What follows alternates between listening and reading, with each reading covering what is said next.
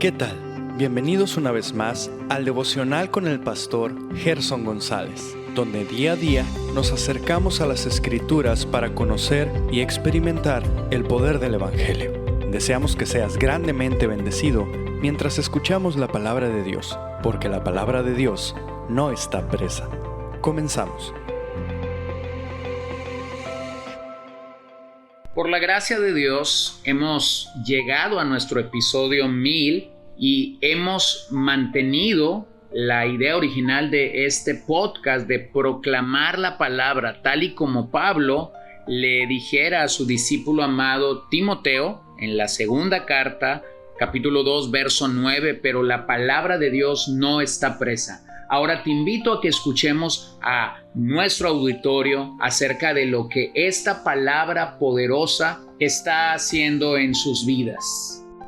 Hola, muy buenos días. Mi nombre es Alberto Paz Beltrán. Pertenezco a una iglesia llamada Restauración de Cortines, Guasave, Sinaloa. Y me da mucho gusto saber que hay personas, tanto creyentes como no creyentes, escuchando estos audios de Pastor Gerson. Y honestamente, hace de un mes para acá yo estoy escuchando los devocionales por medio de estos audios. Y el motivo por el cual Gerson empezó a hacerlos me llamó mucho la atención. Fue para que la palabra de Dios se siguiera manifestándose, ¿verdad? Dios siguiera manifestándose por medio de estos audios que hacía posible que llegaran a sus oídos cuando la pandemia empezó a amenazar. Algunas iglesias en Mochis se cerraron. Entonces, para mí son muy importantes porque aprendimos que la palabra de Dios no tiene por qué estar encerrada en cuatro paredes. En estos lugares donde vivimos nosotros hay muchos barrios bajos donde aunque no haya pandemia, personas no pueden acudir a ellas y son importantes estas herramientas para que la palabra pueda ser llevada a estos lugares. Y gracias porque ahorita hay muchas armas, hay muchas herramientas para que las personas escuchen la palabra. Dios los bendiga, cuídense. Dios te bendiga, un gusto nuevamente encontrarnos en nuestro devocional. Estamos revisando la quinta premisa de estas 7 que vamos a observar acerca de las Escrituras, y hemos estado escuchando cómo es que para poder permear el corazón de un oyente que no tiene a Cristo como Salvador, tenemos que reconocer la doctrina del pecado, porque el pecado realmente ha corrompido radicalmente nuestra habilidad o capacidad de escuchar o de entender la palabra de Dios. Y para que la palabra pueda permear en nuestro corazón, Dios tiene que obrar en nuestros corazones. Así que eso nos permite llegar a la quinta premisa en este día. Dios tiene que darnos vida si habremos de entender la palabra de Dios. No hay otra forma. Dios tiene que darnos su vida. Así que vamos a ir a lo que yo considero el pasaje por excelencia para entender esto. Efesios 2, 1 al 3, que habla de la condición en la que una persona que no tiene a Cristo se encuentra. Y Él les dio vida a ustedes, que estaban muertos en sus delitos y pecados, en los cuales anduvieron en otro tiempo, según la corriente de este mundo, conforme al príncipe de la potestad del aire, el espíritu que ahora opera en los hijos de desobediencia. Entre ellos también todos nosotros en otro tiempo vivíamos en las pasiones de nuestra carne, satisfaciendo los deseos de la carne y de la mente, y éramos por naturaleza hijos de ira, lo mismo que los demás. Entonces Pablo nos ayuda a entender en este pasaje que una persona muerta es aquella que no puede responder al mensaje del Evangelio, al menos que Dios le otorgue su gracia. Es que esa persona pudiera pasar de muerte a vida. Éramos hijos de ira, dice Pablo, al igual que los demás, aquellos que no tienen a Cristo, aquellos que no han escuchado la palabra de verdad, aquellos que viven en una desobediencia activa ante Dios. Y para que ellos pasen de ser hijos de ira a ser hijos de Dios, el Señor tiene que obrar. en sus corazones. No, no es la obra del predicador. No, no es la obra de una iglesia. No es la obra de una denominación. No nacemos por un evangelista carismático o por un método llamativo. Nacemos en el Espíritu, nacemos de nuevo porque Dios quiso otorgarnos el don del arrepentimiento. Así que llegamos al verso 4, que dice, pero Dios. Me encanta el uso de los peros que Pablo mayormente utiliza a lo largo de sus escritos. Pero Dios, éramos hijos de ira, estábamos igual que el resto de la humanidad. Pero Dios, que es rico en misericordia, por causa del gran amor con que nos amó, aun cuando estábamos muertos en nuestros delitos, nos dio vida juntamente con Cristo.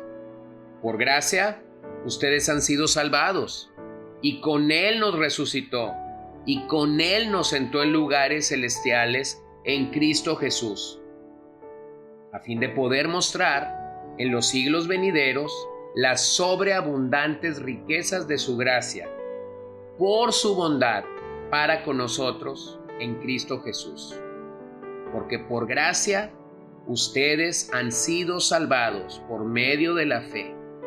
Y esto no procede de ustedes, sino que es un don de Dios, no por obras para que nadie se gloríe, porque somos hechura suya, creados en Cristo Jesús para hacer buenas obras, las cuales Dios preparó de antemano para que anduviésemos en ellas.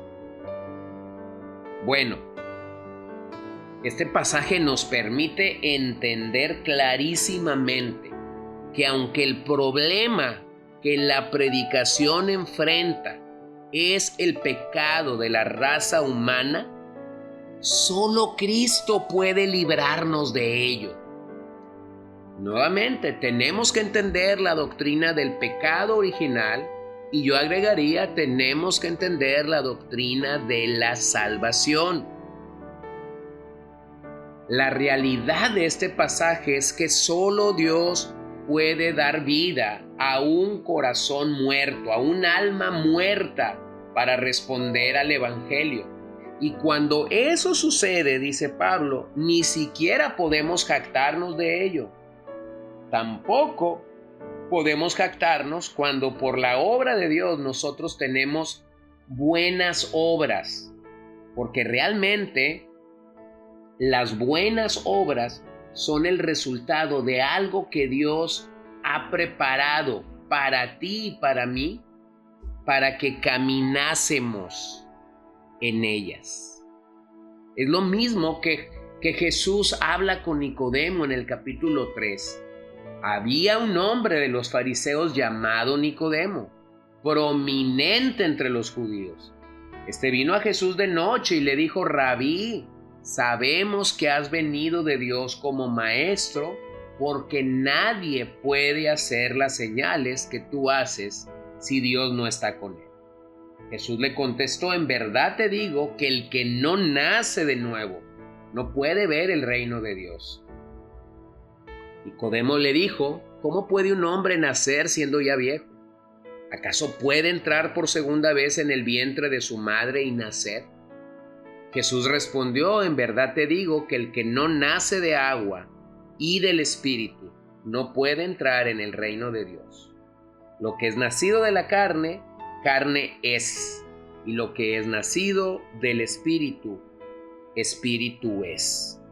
Entonces, Jesús es claro con Nicodemo para decirle: necesitas nacer de nuevo. De hecho, lo hace en varias ocasiones en el capítulo 3, repitiendo la expresión: Nicodemo, os es necesario nacer de nuevo.